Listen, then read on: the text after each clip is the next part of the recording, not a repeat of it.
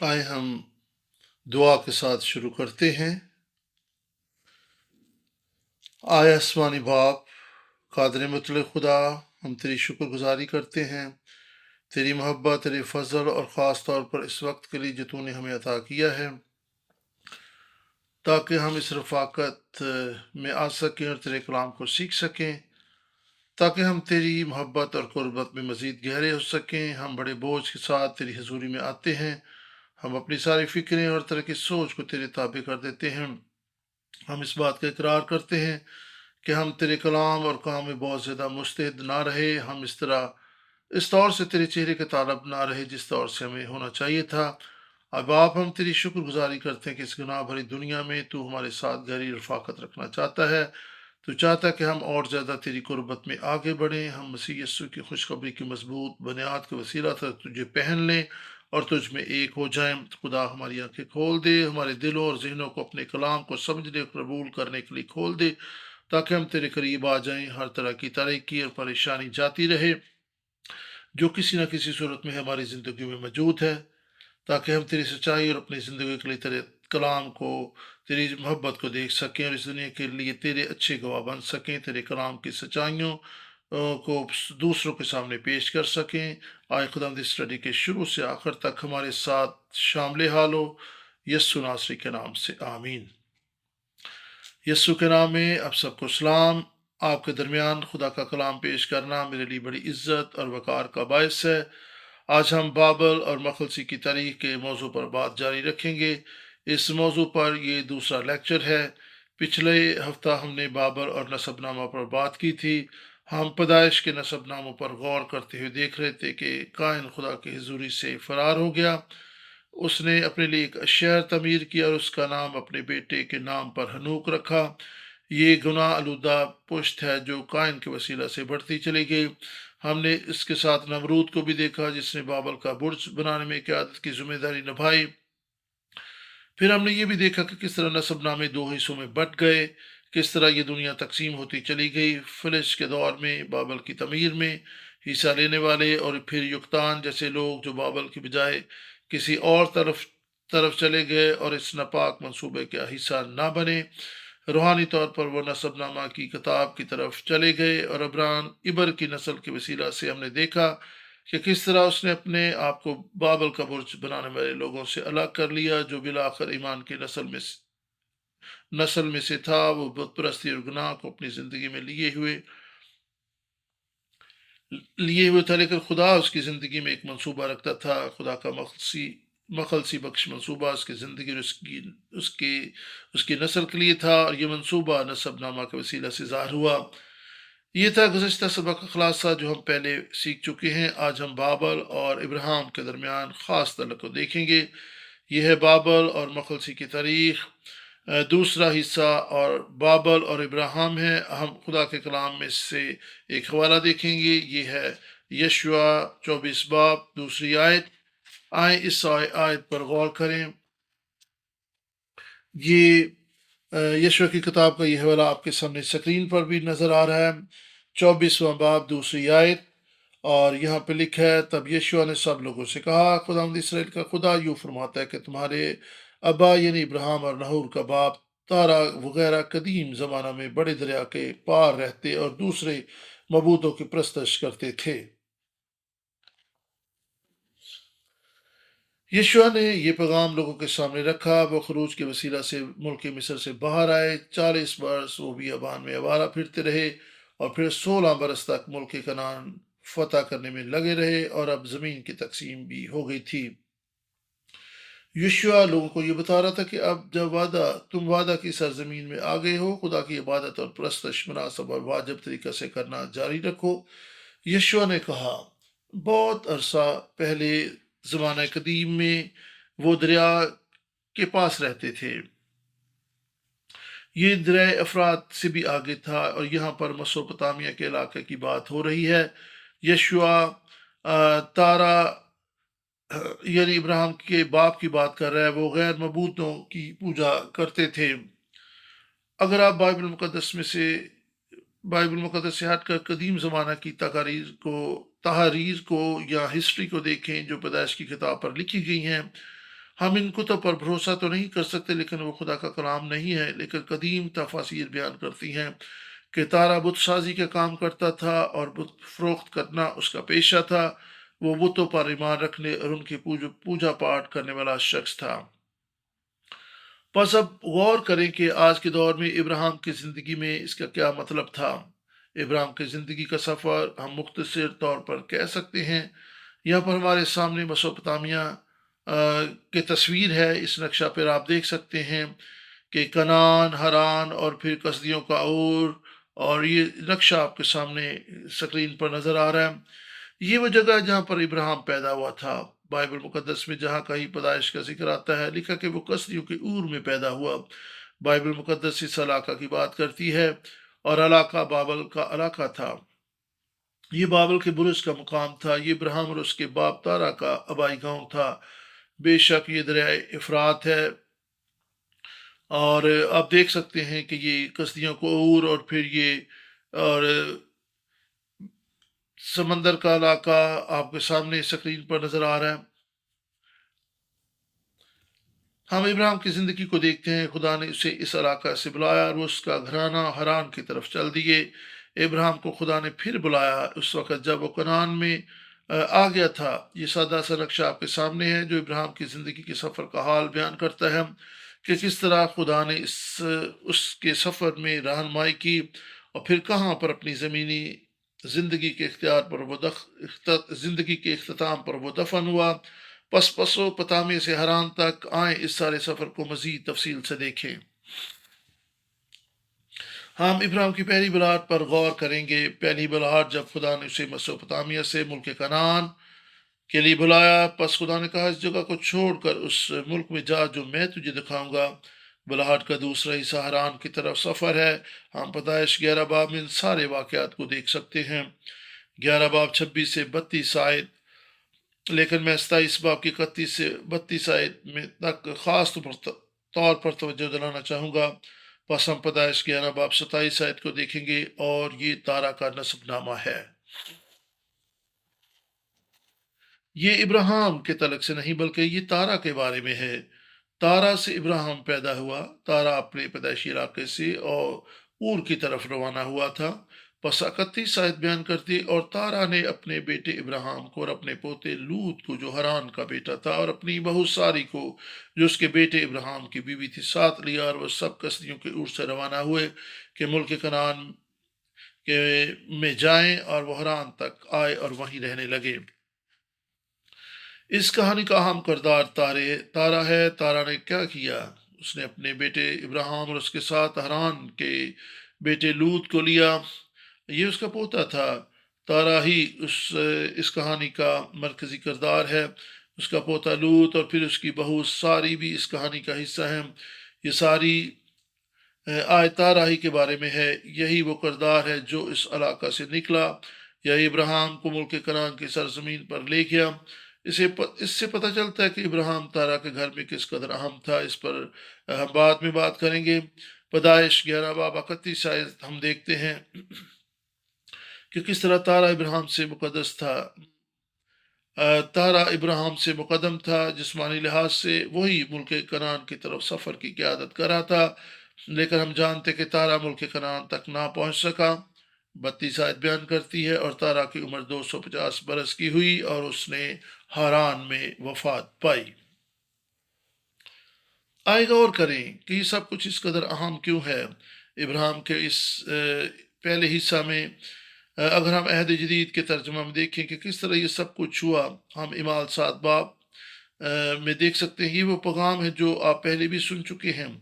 یہاں پر استفنس کی بات ہو رہی ہے جسے سنسار کیا جانے لگا تھا، کیونکہ اس نے ایک پیغام لوگوں کے سامنے رکھا تھا۔ اس نے کس طرح اس پیغام کا آغاز کیا۔ دوسری آیت، آئے بزرگوں اور بھائیوں سنو، خدا ذوالجلال ہمارے باپ ابراہیم پر اس وقت ظاہر ہوا جب وہ حران میں بسنے سے پیشتر میسوپوٹامیہ میں تھا، اور اس نے کہا کہ اپنے ملک اور اپنے کنبے سے نکل کر اس ملک میں چلا جا جسے میں تجھے دکھاؤں گا۔ اس پر وہ کسدیوں کے ملک سے نکل کر حران میں جا بسا۔ لیکن جب ابراہیم کسدیوں کے میں تھا، خدا اس پر ظاہر ہوا تھا۔ اس نے اسے کہا اپنے وطن اور قربے کو چھوڑ کر اس ملک میں چلا جا، یہاں پر خدا نے اسے اپنے باپ کے گھر اور عزیز و اقارب کو چھوڑنے کے لیے نہ کہا، اور وہ قصدیوں کے اور سے نکل کر حران میں جا بسا۔ غور کرے، خدا نے اسے اس وقت تک یہ نہ کہا کہ وہ اپنے باپ کے گھرانے اور رشتہ داروں کو چھوڑ کر کسی دوسرے ملک میں چلا جائے۔ اس وقت تک تو تارا اور ابراہیم اکٹھے تھے۔ دراصل تارا ہی نے قصدیوں کے اور سے حران تک کے سفر میں قیادت کی ذمہ داری سنبھالی تھی۔ ابراہیم نے خدا کو دیکھا، بس ہم سمجھ سکتے ہیں کہ ابراہیم اور تارا کا آپس میں گہرا تعلق اور رشتہ تھا۔ وہ تارا کو اپنے اس مکاشفہ کے بارے میں بتاتے ہوئے سفر میں آگے بڑھ سکتا تھا۔ اعمال کی کتاب بیان کرتی ہے، خدا ذوالجلال ابراہیم پر ظاہر ہوا۔ یونانی زبان میں جلال کے لیے لفظ دوحہ استعمال ہوا، جس کا معنی ہے شان و شوکت، عزت اور بزرگی۔ جو کچھ ابراہیم نے دیکھا وہ ناقابل یقین تھا۔ یہ کچھ ایسے تھا جیسے اس دنیا میں کسی اور چیز سے بیان نہیں کیا جا سکتا، یعنی اس کا کسی اور چیز سے موازنہ نہیں کیا جا سکتا۔ جب یونانی لفظ دوحہ استعمال کیا جاتا ہے تو یہ جلال کو بیان کرتا ہے۔ یہ عظمت اور حشمت کی بات ہے جو اپنے آپ میں ایک خوبی ہے۔ ایسا نہیں کہ خدا نے کچھ کیا اس لیے وہ پر عظمت ہے، بلکہ جلال اور عظمت اس کی ذات اقدس کا حصہ ہے۔ خدا اپنے آپ میں جلالی اور قدوس ہے، اور خدا نے خود کو ابراہیم پر ظاہر کیا۔ عبرانیوں 11 باب 6 آیت بیان کرتی ہے، ایمان لانے والے کو یقین رکھنا چاہیے کہ خدا موجود ہے، اور خداوند کا جلال، خدا ذوالجلال ابراہیم پر ظاہر ہوا، جلالی خدا۔ آپ اس کے لیے عبرانیوں 11 باب اور پھر خروج 3 باب 14 آیت کو دیکھ سکتے ہیں۔ یہ سامنے سکرین پر بھی حوالہ جات لکھے ہوئے ہیں۔ یہ خدا کی عظمت اور حشمت اور جلال ہے جو اس کی ذات اقدس کا حصہ ہے۔ خروج کی کتاب 3 باب 13 آیت اور پھر 14 آیت، جب خدا موسیٰ پر ظاہر ہوا، موسیٰ نے کہا خدا تب موسیٰ نے خدا سے کہا، بنی اسرائیل کے پاس جا کر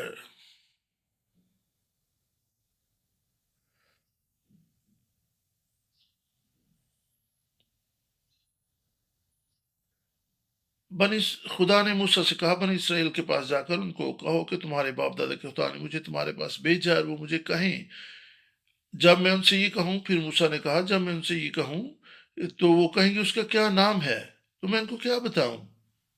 خدا نے موسیٰ سے کہا، جو میں ہوں سو میں ہوں، سو تو بنی اسرائیل سے یوں کہنا کہ میں جو ہوں نے مجھے تمہارے پاس بھیجا ہے۔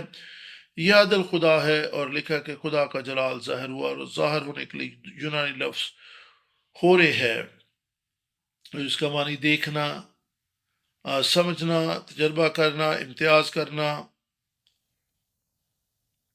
اور یہ صرف جسمانی آنکھوں سے متعلق نہیں، دراصل یہ لفظ سمجھنے کے بارے میں ہے کہ محض جسمانی آنکھوں کے بارے میں نہیں، خواہ آپ جسمانی آنکھوں سے کچھ دیکھیں نہ دیکھیں، بلکہ اصل چیز کسی تجربے سے کسی چیز کے معنی اور مفہوم کو جاننا ہے، یہی اہم بات ہے۔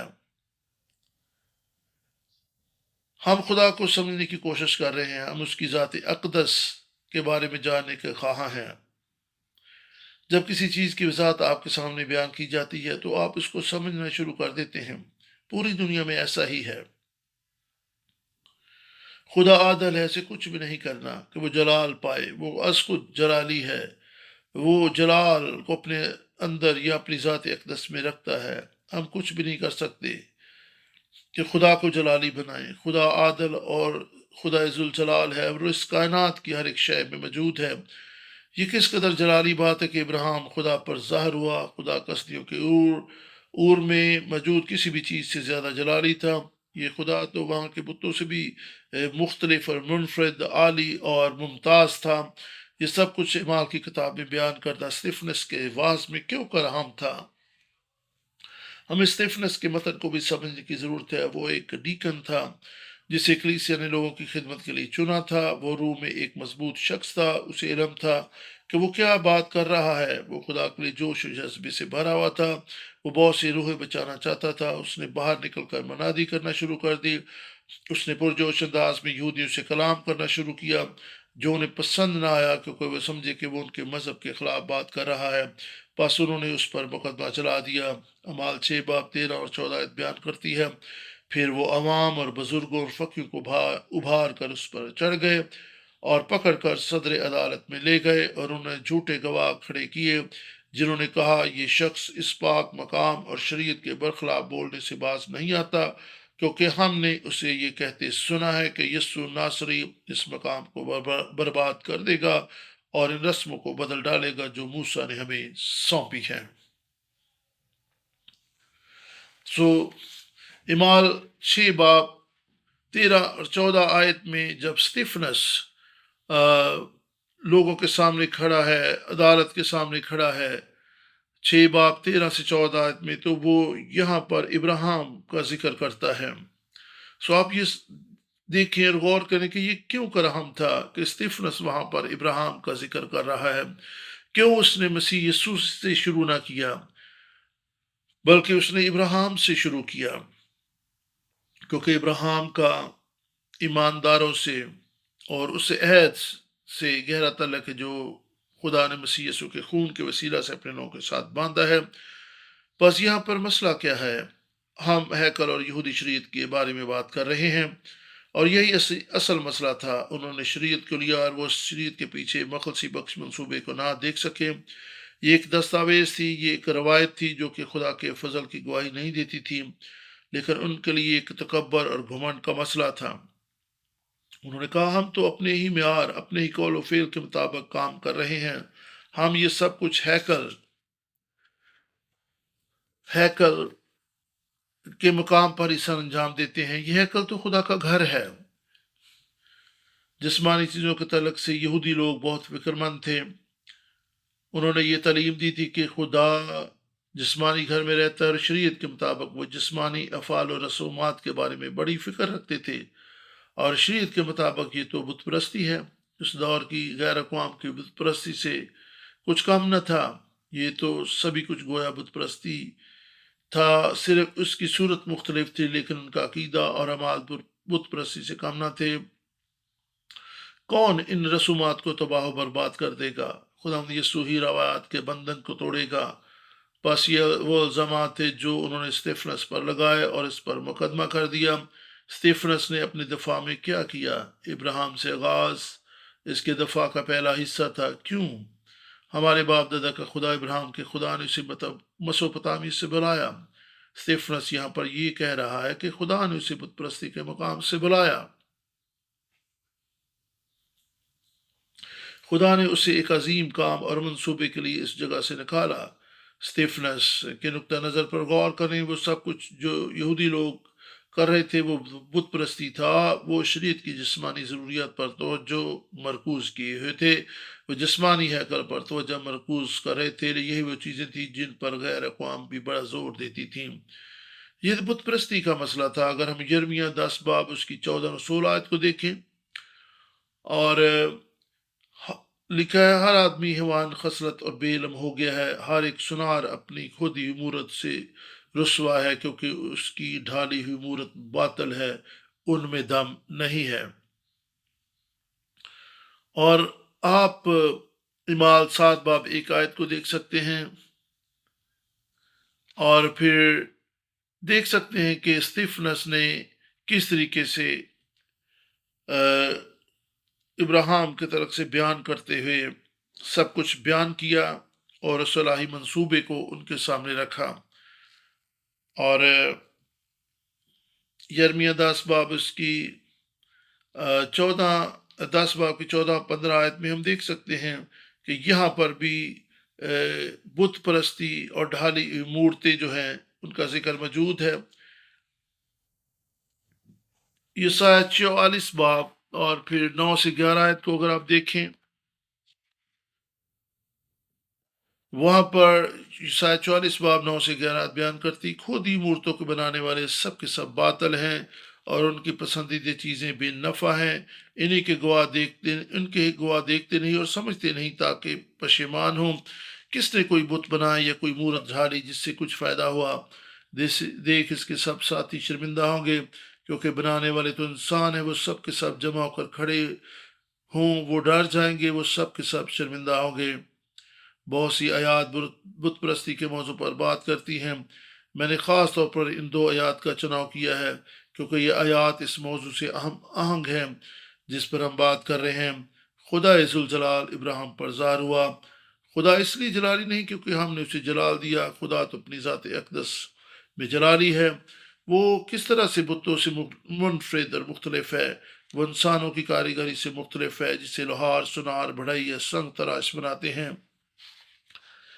یہی لوگ بت سازی کرتے ہیں، یہی وہ صورتیں بناتے ہیں اور ان پر فخر کرتے ہیں۔ ان کا یہ کہنا ہوتا ہے کہ میں نے اسے بنایا ہے، میں نے یہ معبود بنایا ہے، میں نے جیسا سمجھا کہ خدا ہے اسی طرح سے میں نے اسے تراش دیا۔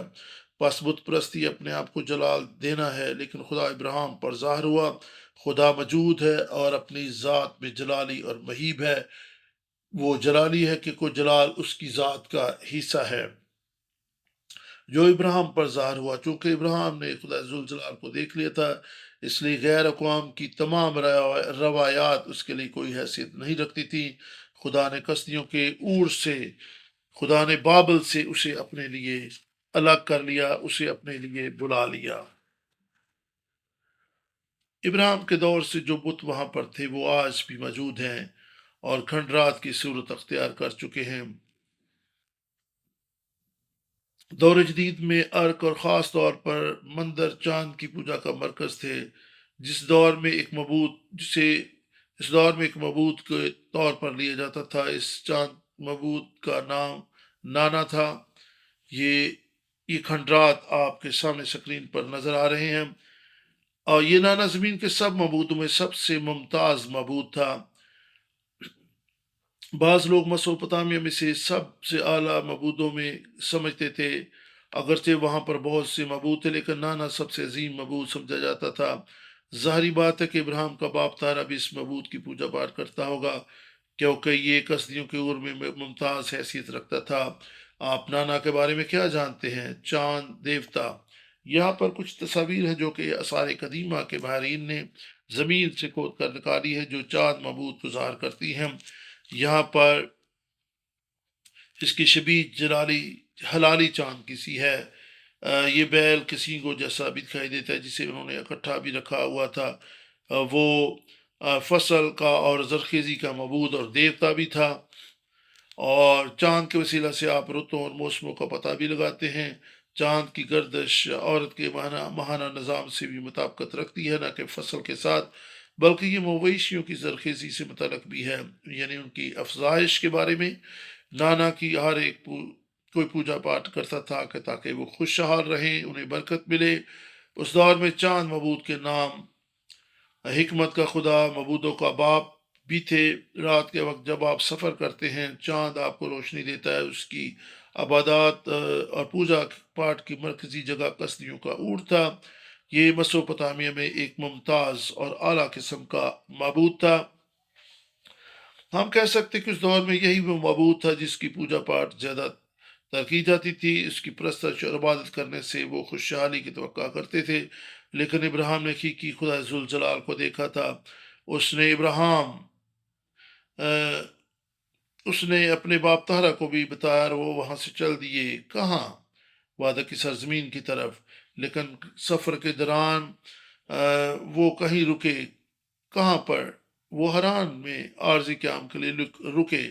حران کا معبود کون تھا؟ وہاں کے معبود کا نام گنا تھا۔ گنا کون؟ اور وہ ہے چاند دیوتا۔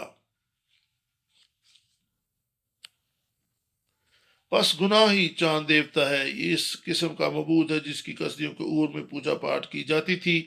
حران میں مرکزی مندر کو خوشی اور شادمانی کا گھر کہا جاتا تھا۔ اگر آپ آثار قدیمہ کی چیزوں کو دیکھیں جو حران میں کھدائی سے ملی ہیں تو ہمیں اس سے ملتی جلتی چیزیں دیکھنے کو ملے گی جن کا یہاں پر ذکر کر رہے ہیں۔ ہمارے پاس یہ پرانی سی شبیہ جو سکرین پر آپ کو نظر آ رہی ہے، ہمارے پاس چاند کی تصویر ہے۔ کسدیوں کے اور حران کی سرزمین پر موجود دیوتا کو ایک ہی سمجھا جاتا تھا۔ مسوپتامیہ میں چاند دیوتا کی پوجا پاٹ کا مقام، اور حران میں گنا نامی دیوتا کی پرستش اور عبادت کرتے تھے۔ کسدیوں کے عور میں ہمیں نانا کی پوجا پاٹ دیکھنے کو ملتی ہے۔ ہم اصل میں ایک ہی معبود کی بات کر رہے ہیں۔ ایک جگہ سے دوسری جگہ تک جب آپ بت پرستی کی بات کر رہے ہیں، ہم اصل میں ایک ہی معبود کی بات کر رہے ہیں۔ اس کے دل میں قائلیت تارا نے جب ابراہیم کے بارے میں سنا کہ وہ ملک کنعان میں جائے، لیکن وہ حران میں جا بسا۔ حران شمال کا در الخلافہ تھا، یہ جنوبی علاقہ میں رہنے کے لیے کسدیوں کے اور کی طرح اچھا مقام تھا۔ شاید تارا ایک بار پھر بت بنانے میں مصروف ہو گیا ہو سکتا ہے کہ اس نے غیر قوم کے معبودوں کی پرستش اور عبادت شروع کر دی ہو۔ غور کرے کہ تارا کیوں کر حران میں بس جانے پر مطمئن ہو گیا تاکہ پھر سے اپنی زندگی کی شروعات حران سے کرے۔ ابراہیم اور تارا کے لیے کسدیوں کے اور سے نکلنا مشکل تھا۔ یہ سفر مشکل تھا، آسان نہیں تھا۔ وہ ایک بار پھر حران میں بس گئے۔ بس غور کرے کہ ابراہیم کے لیے وطن اور پھر حران کو چھوڑنا کس قدر مشکل تھا، تو بھی وہ آگے بڑھتا رہا۔ یہ ایبلا کی سلطنت کے گرد و نما میں تھا۔ ہمیں معلوم ہے کہ ابراہیم نے ابر اور اپنے با اجداد سے ایمان کی زندگی کے بارے میں کچھ سیکھا تھا، لیکن ایبلا ایک ایسا مقام تھا جہاں پر حقیقی اور زندہ خدا کی عبادت ہوتی تھی۔ ہر شخص کسی بھی معبود کی پرستش اور عبادت میں مصروف تھا، لیکن کیا ہوا؟ ابر کے وسیلہ سے اس نسل کو خدا کی پرستش اور عبادت کو سمجھنے کا موقع ملا۔ وہ زندہ خدا کو جان گئے، مطلب یہ کہ جہاں کہیں بھی خدا ہمیں لے جائے، ہم وہاں پر روحانی ترقی کر سکتے ہیں۔ خواہ ہم کسی اچھی جگہ اور ماحول میں خدا کو جان رہے ہوں، تو بھی پرستش اور عبادت کے ساتھ ساتھ بت پرستی اور دیگر آزمائشوں کا ہمارے ارد گرد موجود ہونا بھی ایک لازمی عمل ہے۔ ایسا بالکل نہیں کہ ہم بت پرستی اور دیگر آزمائشیں ہم پر نہیں آئیں گی۔ ہمیں بت پرستی پر غالب آنا ہے اور جاننا ہے کہ سچائی کیا ہے۔ یہی کچھ تو ابراہیم نے کیا تھا۔ اگرچہ وہ اپنے باپ کے گھر میں بت پرستی کرتا رہا، تو بھی وہ اپنی بت پرستی پر غالب آیا۔ اس نے اپنا گھر بار چھوڑ دیا، اپنے ناطے داروں کو خیر بات کہہ دیا۔ یہی کچھ تو ابراہیم کی ایمان کی زندگی سے سیکھتے ہیں۔ پھر ابراہیم کی زندگی میں خدا کی بلاہٹ پر بھی غور کریں۔ جب وہ پہلی بار بلایا گیا، وہ کسدیوں کو اور کو چھوڑ کر حران میں جا بسا۔ پھر اپنے باپ کے مرنے کے بعد وہ وہاں سے چل کر اس ملک میں آ گیا جہاں پر ہم رہتے ہیں۔ پیدائش 11 باب 26 آئے، جب ابراہیم کی عمر 135 برس کی ہوئی جب اس کا باپ تارا اس دنیا سے رخصت ہوا۔ پیدائش 12 باب 4 آیت کے مطابق ابراہیم کی عمر 75 برس تھی جب وہ حران سے رخصت ہوا، اور اس وقت تارا 145 برس کا تھا۔ اور امال 7 باب اور 4 آیت کو آپ دیکھیں، یہ حوالہ جات آپ غور سے پڑھ سکتے ہیں۔ پیدائش 11 باب 26 آیت، پیدائش 11 باب 32 آیت، 11 باب 24 آیت، یہ تمام حوالہ جات آپ نوٹ کریں اور بعد میں بھی تفصیل کے ساتھ ان حوالہ جات کو آپ پڑھ سکتے ہیں۔ بائبل مقدس کے لافتہ ہونے کے تعلق سے لوگ بہت سی من گھڑت باتیں کرتے ہیں۔ یہ وہ لوگ ہیں جو بائبل مقدس کو انسانی آنکھوں سے دیکھتے ہیں اور انسانی عقل سے اس کو سمجھنے کی کوشش کرتے ہیں، بالکل ایسے جس طرح اس دور کے یہودی جسمانی آنکھوں سے یسوع کو دیکھ رہے تھے اور انسانی عقل سے اس کو سمجھنے کی کوشش کر رہے تھے۔ ہمیں روحانی فہم و ادراک کی ضرورت ہے۔ تارا کے مرنے کے بعد پہلا کرنتیوں 15 باب 31 آیت پولس رسول کا اعتراف ہمیں دیکھنے کو ملتا ہے۔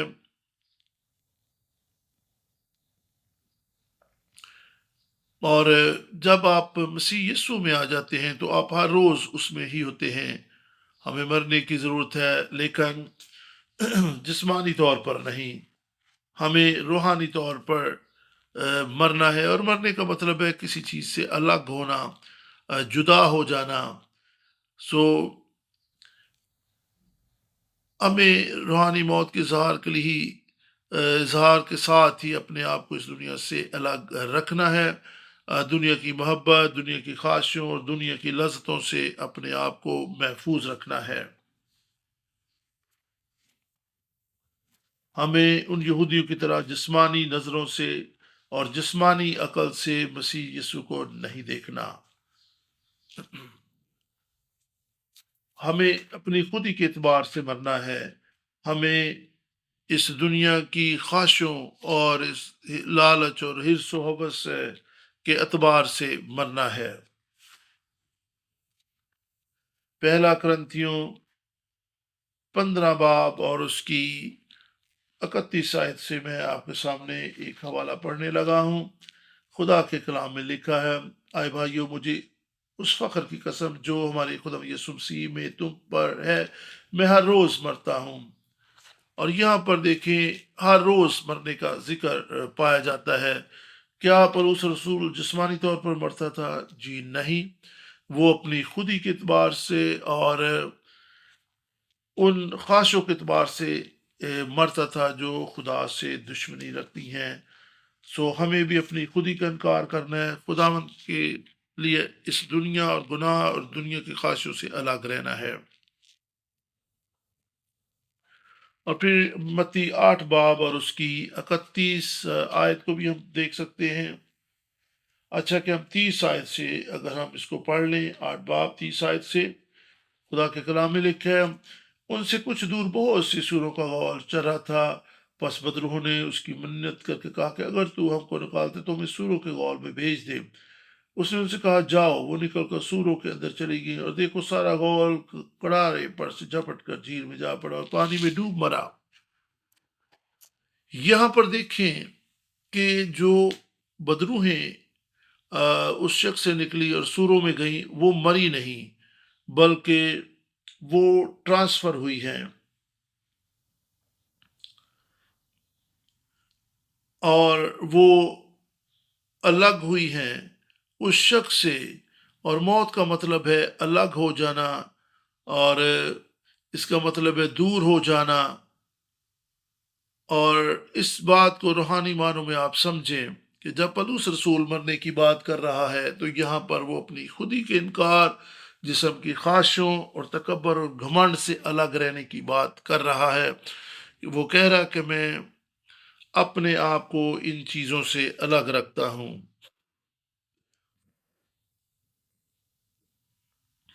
ہمیں اس دنیا کی محبت اور اس دنیا کی لذتوں سے خود کو خدا کے جلال کے لیے اپنے آپ کو الگ رکھنا ہے۔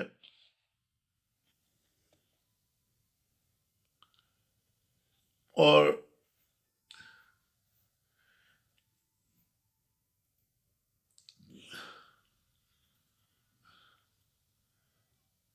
آپ دیکھ سکتے ہیں کہ جب امال 7 باب میں تارا کے بننے کا ذکر ہے تو یہاں پر بھی جسمانی لحاظ سے اگر آپ دیکھیں تو ابراہیم بھی ایک دوسرے تارا سے اپنے باپ سے الگ ہو گیا۔ ابراہیم کا باپ تارا مر گیا، وہ اس دنیا سے الگ ہو گیا، ابراہیم سے الگ ہو گیا۔ پولس رسول کی طرح اعتراف کریں، ہر روز جسمانی طور پر نہیں بلکہ روحانی طور پر آپ اپنی خودی کے اعتبار سے مریں گے۔ متی 10 باب اور 37ویں آیت میں آپ دیکھ سکتے ہیں، خدا کے کلام میں سے متی 10 باب 37ویں آیت میں لکھا ہے، جو کوئی باپ یا ماں کو مجھ سے زیادہ عزیز رکھتا ہے وہ میرے لائق نہیں، اور جو کوئی بیٹے یا بیٹی کو مجھ سے زیادہ عزیز رکھتا ہے وہ میرے لائق نہیں۔ اور پھر پیدائش 22 باب 16 آیت، خدا پر ہم جانتے کہ ابراہیم اپنے باپ اور بیٹے سے بھی زیادہ خدا سے محبت رکھتا تھا، اس لیے تو اس نے اپنے باپ کا گھر چھوڑ دیا۔ وہ اپنے بیٹے سے بڑھ کر خدا سے محبت رکھتا تھا، اسی لیے تو اس نے اپنے بیٹے کو بھی خدا کے حضور پیش کرنے سے دریغ نہ کیا بلکہ اسے قربان کرنے کے لیے پیش کر دیا۔ اور پھر یہاں پہ لکھا کہ 22 باب میں 16 آیت میں ابراہیم کے تعلق سے کہ خدا کا کلام گواہی دیتا کہ ابراہیم دنیا کی کسی بھی چیز سے بڑھ کر خدا سے پیار کرتا تھا۔ ہمارا یہ ایمان ہے کہ ابراہیم خدا سے پیار کرتا تھا، خدا نے اس کی محبت کا اجر دیا اگرچہ اسے اپنے باپ کا گھر چھوڑنا پڑا۔ وہ ایمان لائے کہ خدا اپنے وعدہ کو پورا کرے گا۔ عبرانیوں 11 باب، ابراہیم ایمان لائے کہ اسحاق کے وسیلے سے خدا کا پورا ہوگا۔ اس کا ایمان تھا کہ گو اسحاق قربان بھی ہو جائے، خدا اسے زندہ کرنے کی قدرت رکھتا ہے اور خدا اسی کے وسیلہ سے اسے قوم بخشے گا۔ پس ہم نے دیکھا کہ ابراہیم دنیا کی کسی بھی چیز، اپنے باپ کے گھر، اپنے بائی وطن، حتیٰ کہ اپنے باپ اور بیٹے اسحاق سے بھی زیادہ خدا سے پیار کرتا تھا۔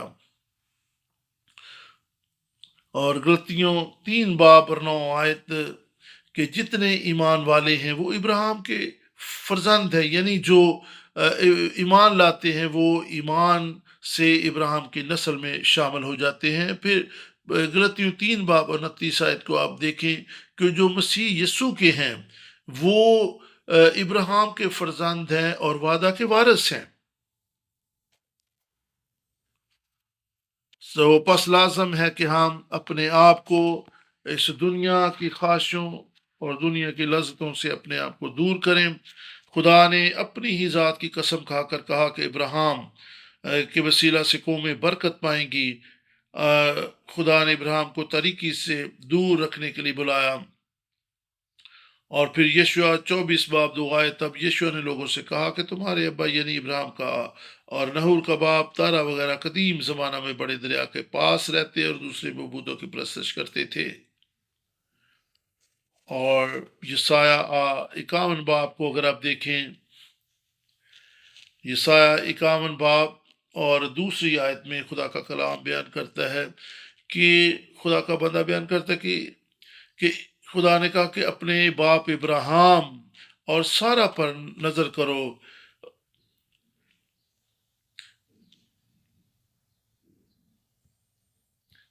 خدا ابراہیم اور سارا کی طرف ان کی توجہ کر رہا ہے، اور خدا کہہ رہا ہے کہ میں نے اسے بلایا اور اسے برکت دی اور اسے بڑھایا۔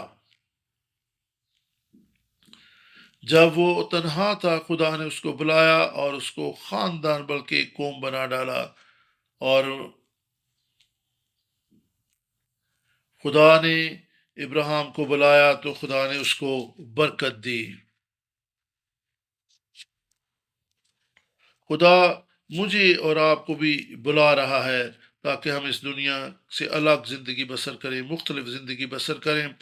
اور پھر مکاشفہ 18 باب 2 آیت میں بیان ہے کہ گر پڑا بڑا شہر بابل، گر پڑا جو بدروحوں کا اڈا اور ہر ناپاک روح کے رہنے کی جگہ ہے۔ اور خدا کے کلام میں اس حوالہ کو ہم باقاعدہ پڑھیں گے۔ مکاشفہ کی کتاب میں سے 18 باب 2 آیت میں خدا کا کلام اس طرح سے بیان کرتا ہے۔ 18 باب 2 آیت میں لکھا ہے، اس نے بڑی آواز سے چلا کر کہا، گر پڑا بڑا شہر بابل، گر پڑا اور شیاطین کا مسکن اور ہر ناپاک روح کا اڈا اور ہر ناپاک اور مکروہ پرندہ کا اڈا ہو گیا۔ اور پھر 18 باب 4 آیت سے 5 آیت، پھر میں نے آسمان میں سے کسی اور کو یہ کہتے سنا کہ آئے میری امت کے لوگوں، اس میں سے نکل آؤ تاکہ تم اس کے گناہوں میں شریک نہ ہو اور اس کی آفتوں میں سے کوئی تم پر نہ آ جائے، کیونکہ اس کے گناہ آسمان تک پہنچ گئے ہیں اور اس کی بدکاریاں خدا کو یاد آ گئی ہیں۔ اگر آپ غلطیوں 3 باب کو دیکھیں تو لکھا کہ اگر آپ مسیح یسوع پر ایمان لاتے ہیں تو ابراہیم کی نسل ہیں۔ اگر ہم مسیح یسوع کے نسب نامہ کو دیکھیں جو کہ متی 1 باب میں ہے، یہ کس طرح مسیح یسوع کے ساتھ شروع ہوتا ہے۔ ابراہیم کی زندگی کو دیکھیں کہ وہ کیسے بابل سے بلایا گیا، اور ہم نے آثار قدیمہ کے کچھ شواہد بھی دیکھے، ان پر غور کیا۔ کس قدر بت پرستی ابراہیم کی زندگی کا حصہ تھی، لیکن خدا نے اسے اس طریق روحانی عالم سے بلا لیا تاکہ وعدے کی سرزمین کی طرف رواں دواں ہو جائے۔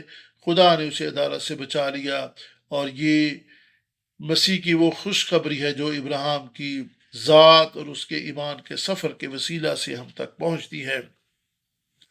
ہم نسب نامہ کو دیکھتے ہیں کہ یہ کس سمت بڑھ رہا ہے۔ یہ نسب نامہ میں کس مسیح کی طرف جاتا ہے۔ میری دعا اور امید ہے کہ ہم سب مسیح کو گہرے طور پر جانیں، ابراہیم کی نسل کے طور پر اس کے وعدوں کو اپنی زندگی میں لے لیں۔ ابراہیم کی زندگی کو دیکھیں کہ کس طرح کشتیوں کی اوٹ سے بلایا گیا اور اسے ایمان کے ساتھ میراث ملی۔